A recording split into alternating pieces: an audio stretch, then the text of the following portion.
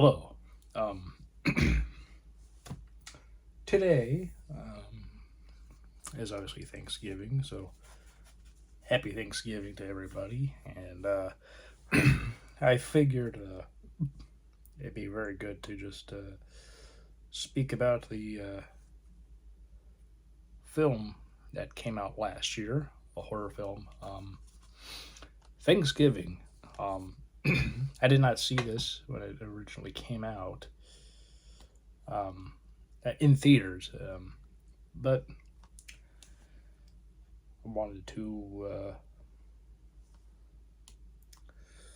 just talk about this movie. And interestingly enough, I actually kind of wrote I guess, a sort of generic description of the film to kind of give you the whole uh, gist of the lead up,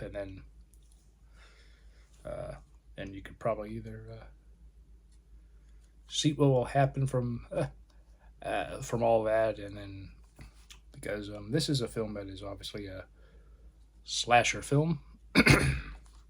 One of the very few that actually takes place on Thanksgiving. Um, and this movie was originally a fake trailer from the Grindhouse double feature by Robert Rodriguez and Quentin Tarantino for their films Planet Terror and Death Proof.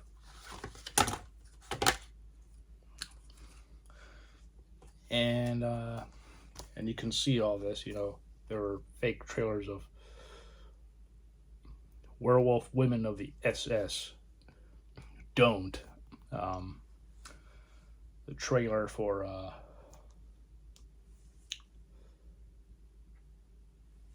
Hobo with a Shotgun and Machete, which those two films became a reality. And then after all this time, so as Thanksgiving, directed by Eli Roth, written and directed and co-produced by him. And Eli Roth has said he always wanted to see a Thanksgiving film because there's all these obviously horror films around various holidays, Halloween obviously, and then Christmas has so many great Christmas horror films, and yeah, it's just a like there's really not really many good Thanksgiving films that are horror themed. I know there's Thanksgiving, but a lot of people think that really stinks. But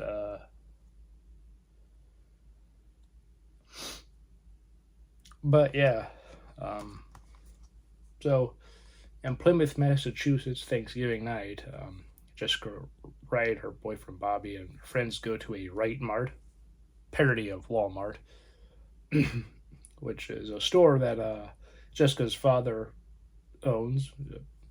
Thomas is his name. And outside are a lot of people waiting for the Black Friday sale on Thanksgiving night. Basically, the Thanksgiving night is when the store will now open for Black Friday, which is quite something.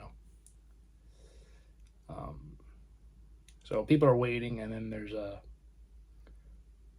free waffle iron that people really want. And with this portion of this beginning of the film, it's really highlighting how so many people go insane for Black Friday. Like they will just, if there's a sale for the most dumb item, well, they want that because it has a great deal. It doesn't matter how overall practical and useful it will be.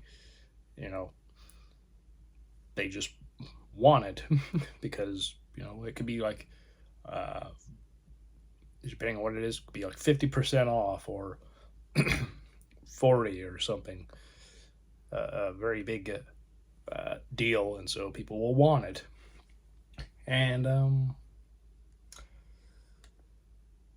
So people are waiting, and then Jessica and her friends decide to uh, go to the store and go inside because she's be able to go in there since she's the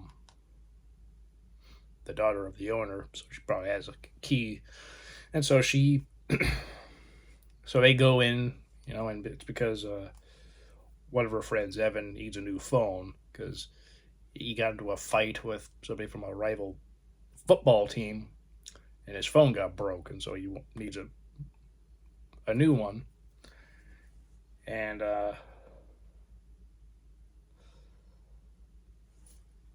so um, people see this and get upset and angry that people are in the store before all of them.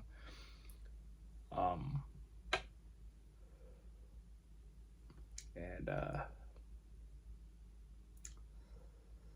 Eventually, people head to the door, and as a security guard starts to unlock it because everybody's pressing against each other, um, against the glass, it starts to shatter and break, and then the door falls, and the security guard gets crushed to death. Um, Somebody going in gets his throat cut on a glass shard from part of the glass that broke, and then also people were able to bust through the door. And um,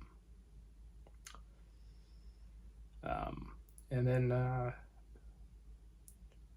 woman, Amanda, who is the wife of the manager, Mitch. He's you know he's trying to help people get back, and there's a security guard beforehand trying to keep everyone back from rioting, and then the town sheriff, yeah, Sheriff Eric Newland. He's there. He came to the store before the riot happened to help with um, crowd control because there's only two security guards, which is really stupid. I mean, after all, it's going to be Black Friday. There's a lot of people who are going to be going through the store, and it's just that aspect. That's just like it. It's very stupid, but also very true to real life, where there often isn't a lot of security for Black Fridays at stores. At least not. At least it seems like there isn't because a lot of people get hurt, and there are people who get killed. Um, Depending on the circumstance, sometimes they're killed, accidentally, like people don't intend to, or some people they want what somebody has, so they just kill them and take it, which is quite insane. But people are like that. Um, and so there's a riot going on, and a couple people die, and Amanda's, Mitch's wife, she gets killed too in the midst of it, and that's just the very beginning. And then a year passes, and Bobby, his arm gets crushed. He's a baseball player, and so that basically takes him out of commission when it comes to the baseball. Obviously, him playing baseball, he's not going to be able to really do that. At least not for quite some time. He might be able to one day uh, uh, throw very well at some point, but it's just uh, very bad. And then Evan, the guy who's the reason why they went to that store, he's uh, recording a video. He recorded a video of the whole thing and then posted it online just so he can get all these views. Um,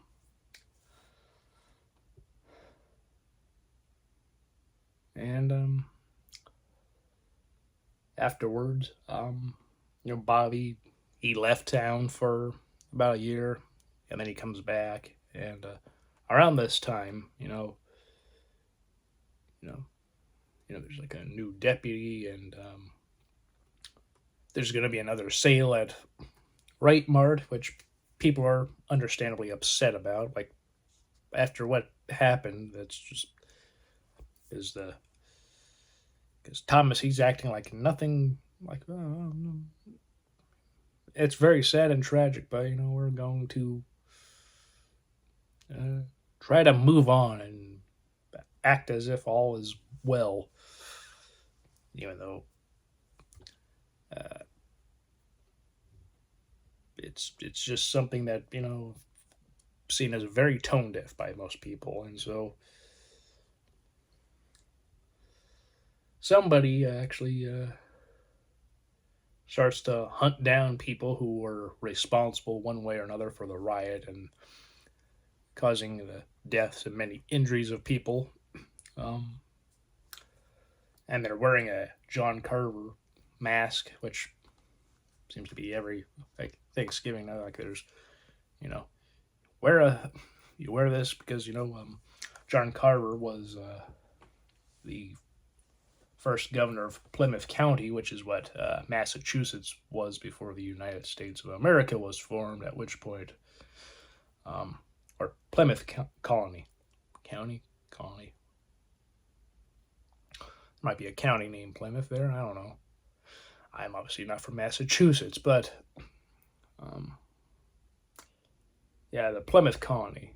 He was the governor, the first governor, and he was on the Mayflower in 1620. Yeah, 1920 is when the Mayflower arrived to what is now the USA. Yeah. But there's somebody who goes by John Carver on like Instagram, and starts posting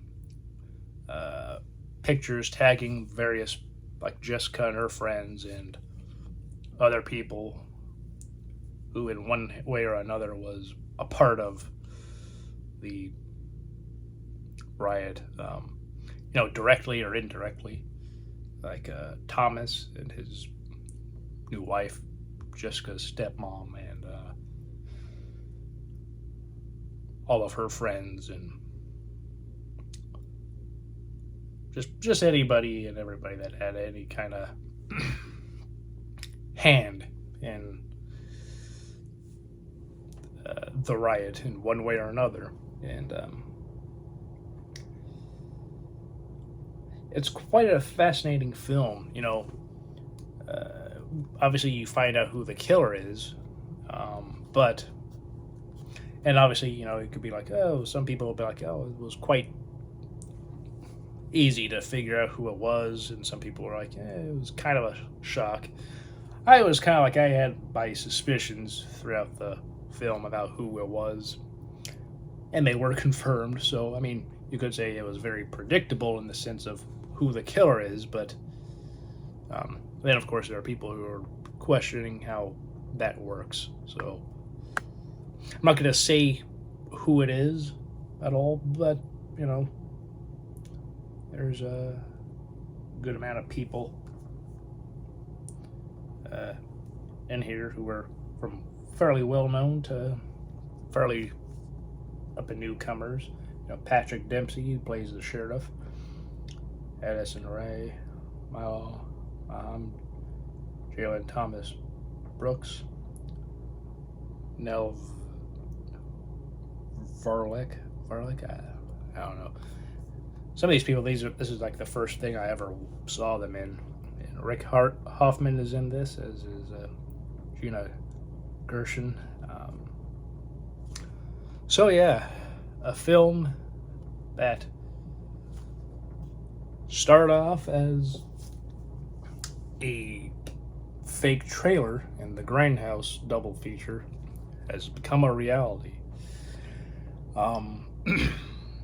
This film has recently come out on 4K, and I might actually upgrade this because, again, I enjoyed this film. It's very good.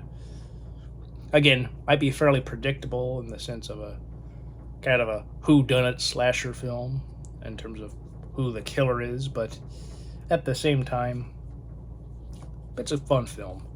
I think if you enjoy horror films, particularly slasher films, and there is, gore.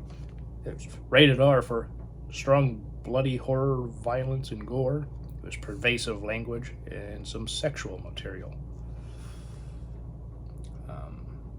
Yeah,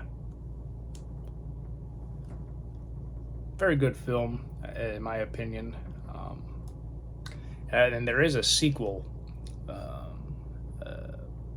being made, at least written right now, and will be people from this film that will return. It looks like, so that's good.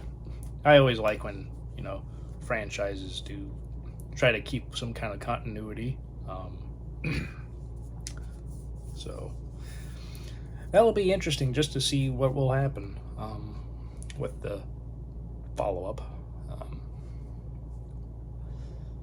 Hope me looking at that wasn't all that bad, but yeah, apologies for the taking a while for finding the sheriff's name, but I kind of thought that it was somewhere else there, but nope. Anyway, I hope you're all doing well. Hope you're all will have a great Thanksgiving, and if watching movies are part of a tradition, hope whatever you watch is good.